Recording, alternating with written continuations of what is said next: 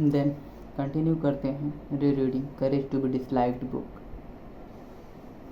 हम लोग इस टॉपिक पर पहुँचे थे ट्रॉमा डज नॉट एग्जिस्ट, और इसमें थोड़ा सा कर भी लिया था। जैसे यूथ ये आस्क कर रहा था क्वेश्चन, एटियोलॉजी एंड टीलियोलॉजी के बीच में डिफरेंस क्लियर कर रहा था, उसे क्लियर नहीं हो रहा था डिफरेंस। फिलोसफर उसे समझाता है, जैसे कोई डॉक्टर देखता है फिर तो डॉक्टर तुम्हें कॉमन कोल्ड है तो वो तुम्हें कॉज बता दे कि तुम बाहर गए हुए थे, तुमने फुल क्लॉथ्स या विंटर क्लॉथ्स नहीं वियर किया था, इसकी वजह से तुम्हें कॉमन कोल्ड हुआ है। और उसका एटियोलॉजी मतलब वो ये बताया उसने, एटियोलॉजी कॉज बता दिया। टीलियोलॉजी मतलब उस पर स्टडी जिसकी वजह से हुआ है, उस फिनोमेना पर जिससे वो ट्रीट किया जा सकता है, वो नहीं बताया। तो ऑब्वियस बात है कि तुम उस पर फ्रस्ट्रेट हो जाओगे क्योंकि तुम्हें ट्रीटमेंट चाहिए उस टाइम पर। ओके, ये हाँ यहाँ तक हो गया था। You description term the fact philosopher at those. Continue करते हैं और आगे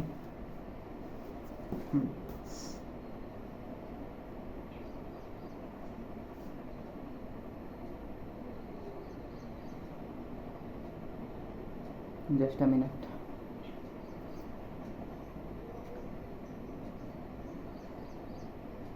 नेक्स्ट इस पॉइंट पे चलते हैं। So we make of them whatever suits our purposes. Exactly, focus on the point Adler is making here when he refers to the self being determined not by our experiences themselves but by the meaning we give them. He is not saying that the experience of a horrible calamity or abuse during childhood or other such incident have no influence on forming a personality. Their influences are strong, but the important thing is that nothing is actually determined by those influences. We determine our own life according to the meaning we give to those past experiences. Your life is not something that someone gives you, but something you choose yourself, and you are the one who decides how you live. यानी और philosopher कहता है कि इस point पर जैसे कि बहुत से हॉरिबल इंसिडेंट हुए हों, किसी के पास्ट में हुए हों, और कोई इंसिडेंट ऐसा हैपन हुआ हो जिससे चाइल्डहुड में हैपन हुआ हो, वो बहुत से हॉरिबल हो सकते हैं। लेकिन पॉइंट ये है कि तुम उन दोज पास्ट प्रेफरेंसेस को, पास्ट इंसिडेंट को कितना इम्पोर्टेंस देते हो, इस पॉइंट पर बोल रहा है ऑथर। फिलोसफर बोल रहा है कि वो तुम्हारी लाइफ में कितना वैल्यू ऐड करते हैं, इस पॉइंट को समझो। And you choose but something, you choose yourself and you are the one who decides how you live. और केवल तुम ही हो जो ये डिसाइड करेगा कि तुम कैसे लिव करोगे। Youth, okay, so you are saying that my friend has shut himself in his room because he actually chooses to live this way. This is serious, believe me, it's not what he wants. If anything, it's something he was forced to choose because of circumstances. He had no choice other than to become who he is now. ये youth मानने को ready ही नहीं, youth ये point को मानने के लिए ready ही नहीं है कि उसका फ्रेंड अपने आप से चूज करके उस रूम में अपने आप को सेटअप किया हुआ है। ये फिलोसफर बोलता है कि ये उसकी चॉइस है, उसने अपने आप को रूम में बंद किया हुआ है। और यूथ बोलता है कि नहीं, ऐसा नहीं हो सकता, this is, believe me, this is not true. And if he anything, अगर वो चाहता तो वो चाहता है कि वो अपने सर्कमस्टांसेस से बाहर आ जाए, ये यूथ बोल रहा है। फिर फिलोसफर बोलता है नहीं, No, even supposing that your friend actually thinks I can't fit into society because I was abused by my parents, it's still because it is his goal to think that way.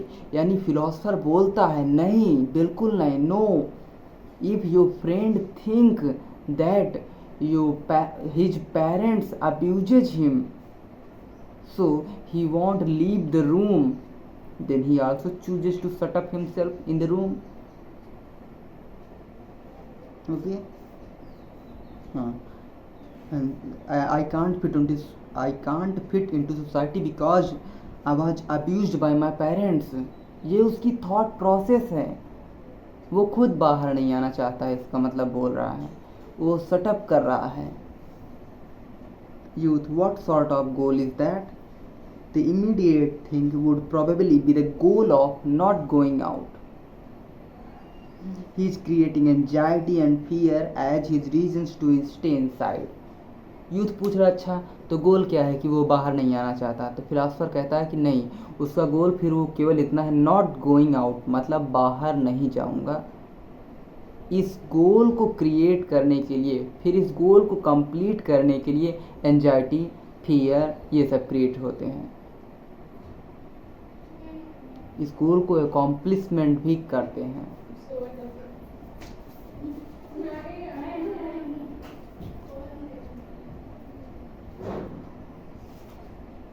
Youth, but why he doesn't want to go out? That's where the problem resides. Philosopher, well, think of it from the parent's view. How would you feel if your child were shut up in a room? तो youth कहता है okay, मान ली मैंने आपकी बात कि वो खुद ही अपने आप को रूम में बंद करके बैठा है, तो आप बताओ कि प्रॉब्लम कहाँ हैपन हो रही है. तो फिलोसफर बोलता है वे थिंक करो, लाइक तुम्हारा सन हो, तुम पेरेंट्स हो किसी चाइल्ड के, और तुम्हारे चाइल्ड ने अपने आप को रूम में क्लोज अप कर लिया है. तुम उसके पेरेंट्स, अब तुम खुद सोचोगे उसके बारे में, तुम कितनी बार सोचोगे उसके बारे में, मल्टीपल टाइम्स में तुम्हें केवल वही रिमेंबर होगा. ओके, वेल, हाँ, यहाँ पे पहुँचा. How would you feel if your child was set up in a room? Youth, I could be worried, of course. I could want to help him return to society. I could want him to be well, and I could wonder if I could had raised him improperly.